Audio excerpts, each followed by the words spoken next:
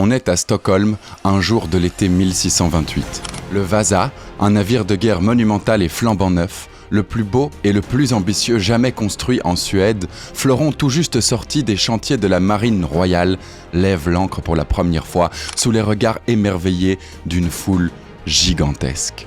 Le navire est immense, 69 mètres de long, un record pour un navire de guerre à l'époque, 50 mètres de haut, 2 rangées de canons alignés sur 2 ponts différents, soit 64 pièces d'artillerie en bronze au total. À cela s'ajoutent des dizaines de voiles, des centaines de sculptures peintes et dorées représentant des dieux, des rois, des sirènes, des lions et des allégories de toutes sortes. Sa proue est un manifeste de puissance et lui-même un avertissement flottant adressé à ses ennemis. Pour construire ce géant, il aura fallu plus de 1000 chênes, abattus un à un dans les forêts du royaume, des centaines de milliers de pièces rassemblées à la main, des charpentiers, des sculpteurs, des fondeurs par centaines. 3 années de travail acharné et un budget colossal. Car le Vasa était le projet le plus cher de son temps en Suède, avec un coût comparable à celui d'un château royal. Tout cela au nom d'une volonté farouche, faire du Vasa le joyau absolu de la puissance navale suédoise. Mais c'est alors qu'arrive un événement impensable qui deviendra la cause de la renommée mondiale et séculaire de ce navire. Il va couler. En janvier 1625, Gustave II Adolphe, roi de Suède, un royaume alors pauvre et à la marge de l'Europe, signe un contrat ambitieux avec 2 entrepreneurs hollandais installés à Stockholm, Henrik et Arendt Ibertsson. L'objectif ? Construire 4 navires de guerre, 2 petits, 2 grands, pour moderniser la flotte suédoise. L'un d'eux s'appellera Vasa, en hommage à la dynastie fondée par son grand-père, Gustave Ier, qui a libéré le royaume du joug danois un siècle plus tôt. Le chantier s'installe au cœur de la capitale, sur l'île de Skeppsholmen. À l'époque, c'est l'un des plus grands complexes industriels de Suède, avec 300 ouvriers qui s'y relayent 6 jours sur 7, dans un vacarme de marteaux, de scies, de chaînes, de cris et d'étincelles. Tout ou presque est produit sur place. Plus de 1000 chênes, parfois vieux de plusieurs siècles, sont abattus dans les forêts royales. Les mâts sont façonnés à partir de pins venus de Riga, d'Amsterdam ou de l'ouest de la Suède. Le fer, extrait localement, est acheminé sous forme de lingots avant d'être forgé sur place en encre, en clous et en boulons. Des ateliers spécialisés fabriquent aussi bien les cordages que les affûts de canons, les petites embarcations annexes ou encore les sculptures décoratives. Certaines pièces, telles que les voiles, les poulies, les gréements ou les haubans, sont commandées à des artisans de la ville, puis livrées pour l'assemblage final. Le Vasa devient un projet d'ampleur nationale. Le chantier naval s'organise avec précision et méthode. La construction suit la tradition hollandaise, privilégiant l'expertise pratique au plan détaillé. Quelques tracés géométriques guident le travail, mais c'est surtout le savoir-faire transmis de maître à apprenti qui façonne le navire. Le roi supervise personnellement l'avancement des travaux, examinant les proportions et participant aux décisions techniques importantes. Car le Vasa représente bien plus qu'un simple navire de guerre. Il incarne la puissance et l'ambition du royaume de Suède. Véritable manifeste politique flottant, ce vaisseau est conçu comme un symbole national destiné à impressionner les alliés et à intimider les adversaires, tout en laissant une empreinte durable dans l'histoire. Le dimanche 10 août 1628, en début d'après-midi, le Vasa quitte le quai royal de Stockholm sous les acclamations. Il fait beau, la mer est calme, une légère brise gonfle les 4 voiles hissées pour cette sortie inaugurale. Les sabords, ces ouvertures par lesquelles pointent les canons, sont grands ouverts sur les 2 ponts de batterie, prêts à tirer une salve d'honneur. Car en effet, le long des quais, une foule immense trépigne. Plusieurs milliers de personnes, peut-être la moitié de la ville, venues assister au grand départ de ce bateau qui doit marquer l'histoire. À bord, près de 150 personnes, un équipage essentiellement composé de marins, de soldats, d'officiers et de charpentiers. Pour ce voyage inaugural, le bateau est loin de fonctionner à pleine capacité, ce qui correspond à environ 450 personnes, 300 soldats et 150 marins. Il s'agissait effectivement d'un simple déplacement pour rejoindre un mouillage plus au large où il devait embarquer des soldats, des vivres et des équipements avant de partir pour sa première vraie mission militaire. Le Vasa s'éloigne donc avec lenteur et majesté, incarnant toute la puissance et l'ambition du royaume suédois. comme prévu. Mais à peine franchi le cap du château royal de Trécronor, une première rafale de vent secoue le navire. Le Vasa gîte, c'est-à-dire qu'il s'incline dangereusement sur bâbord, vers la gauche, se redresse un instant, puis une seconde rafale plus violente le fait pencher à nouveau.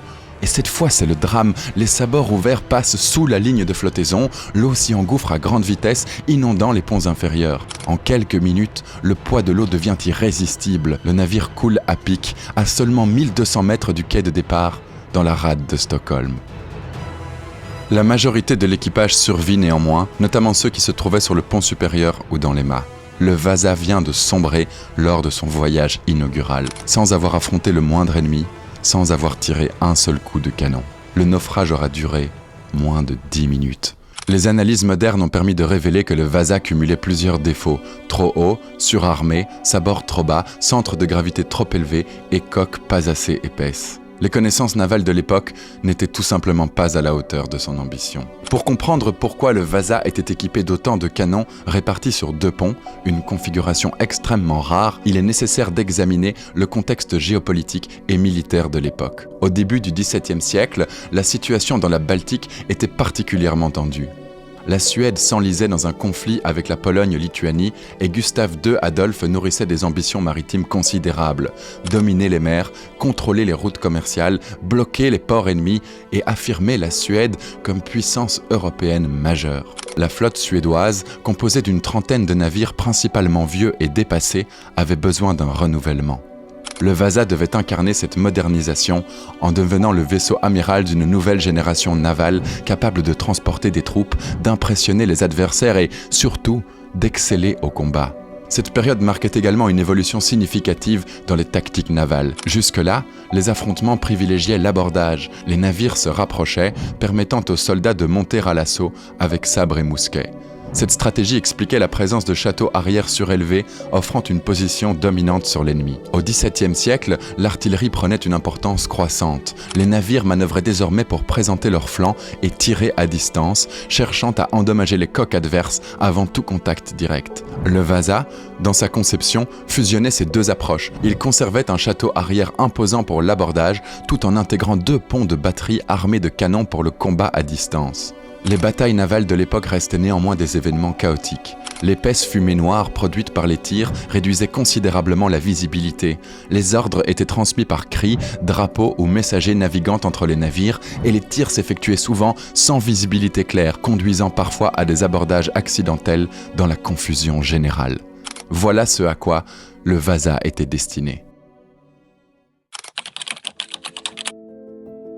Dès la seconde moitié du XVIIe siècle, plusieurs tentatives de récupération sont entreprises. L'anglais Jan Bulmer obtient les droits exclusifs de renflouement et parvient à redresser l'épave, sans toutefois réussir à la soulever pour la ramener à la surface. Dans les années 1660, les ingénieurs allemands Albrecht von Treileben et Andreas Peckel adoptent une stratégie différente en ciblant uniquement les précieux canons du navire. Leur méthode repose sur l'utilisation de la cloche à plongeur, une structure inversée remplie d'air permettant à un homme de travailler au fond marin pendant une trentaine de minutes. Les conditions sont particulièrement rudes pour ces plongeurs, qui malgré les équipements de protection souffrent intensément du froid. Cette opération périlleuse permet néanmoins de récupérer 55 canons d'1 tonne chacun au prix de la destruction partielle du pont supérieur. Suite à cette intervention, le Vasa, désormais endommagé, sombre dans l'oubli pendant 3 siècles. Jusqu'à ce jour de 1956, où un ingénieur suédois passionné d'archéologie navale, Anders Frantzen, sonde une nouvelle fois les eaux autour de Beckholmen après 3 étés de recherche infructueuses. Il ne traque pas directement l'épave, mais des morceaux de bois, ou plus précisément de chêne. Car il sait 2 choses. Premièrement, que le Vasa a été construit en chêne massif, et deuxièmement, que les eaux de la mer Baltique, pauvres en sel, préserve remarquablement le bois, contrairement aux autres mers où les tarets, des mollusques extrêmement voraces, détruisent rapidement toute structure immergée. Frantzen en est convaincu, le Vasa a peut-être survécu. Un jour, sa sonde ramène 2 fragments noirâtres à 20 mètres d'écart l'un de l'autre. Il comprend tout de suite, il en est sûr, il a retrouvé le Vasa. Les ingénieurs doivent accomplir l'impossible, creuser des tunnels sous un navire de guerre du XVIIe siècle, fragile, instable, envasé, posé par 30 mètres de fond, et tout ça, bien sûr, sans le briser. Ils utilisent pour ce faire une technologie suédoise appelée Buse Zetterström, une sorte de lance à très haute pression capable de sculpter la vase sous la coque sans endommager celle-ci. Dans ces galeries souterraines creusées à l'aveugle, les plongeurs vont ensuite passer des gigantesques câbles d'acier reliés à 2 pontons de levage à la surface. Commence alors une manœuvre longue, lente, millimétrée, presque chirurgicale.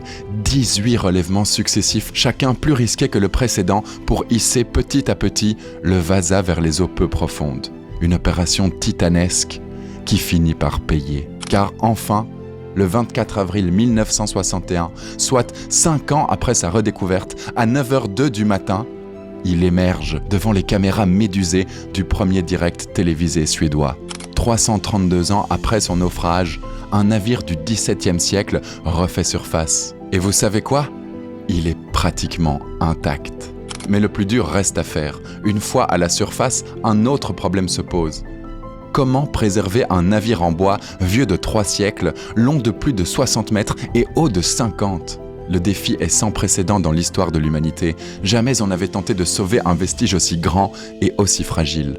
Ce qui commence alors, en 1961, c'est ni plus ni moins qu'un second miracle, presque plus incroyable encore que le premier. Dès le renflouement, le navire est arrosé en continu pour éviter qu'il ne sèche, que le bois ne craque et que la charpente ne s'effondre. Puis débute un traitement inédit. Pendant 17 ans, le Vasa va être aspergé en continu 24 heures sur 24, 7 jours sur 7, à l'aide de buses et de rampes installées tout autour de la coque d'une solution chimique destinée à imprégner progressivement les fibres du bois pour remplacer l'eau et assurer sa stabilité à long terme. S'ensuivent 9 années de séchage contrôlé, durant lesquelles chaque millimètre du navire est surveillé pour éviter les fissures, les déformations ou l'effondrement de certaines sections. Les conservateurs utilisent un système complexe de déshumidificateurs et de ventilateurs pour extraire l'humidité résiduelle du bois de manière extrêmement progressive, tout en maintenant une température stable. Cette phase délicate est aussi cruciale que l'imprégnation, car un séchage trop rapide provoquerait une contraction catastrophique des fibres du bois. Au total, 26 années de soins seront donc nécessaires pour sauver ce géant. Aujourd'hui, le Vasa n'est pas conservé dans un entrepôt ni dans un laboratoire. Il est exposé au cœur d'un musée inauguré en 1990 sur l'île de Djurgården à Stockholm, dans un bâtiment monumental construit sur mesure. Et ici, à nouveau, c'est quelque chose d'assez exceptionnel, car le Vasa pèse près de 900 tonnes, soit l'équivalent de 6 Boeing 747, ces avions capables d'emporter plus de 600 passagers sur des vols internationaux. Or, puisque l'eau ne le porte plus, il repose sur un berceau, une structure artificielle conçue pour répartir le poids du bateau de façon équilibrée, car la moindre déformation pourrait créer une réaction en chaîne et menacer la stabilité de l'ensemble. Mais ce n'est pas tout, il s'agit également de le surveiller et de l'entretenir. 400 capteurs répartis dans le musée suivent ainsi au millimètre près le comportement et l'évolution du navire. On sait par exemple que la coque s'affaisse d'1 millimètre par an et que l'arrière vrille lentement de manière imperceptible.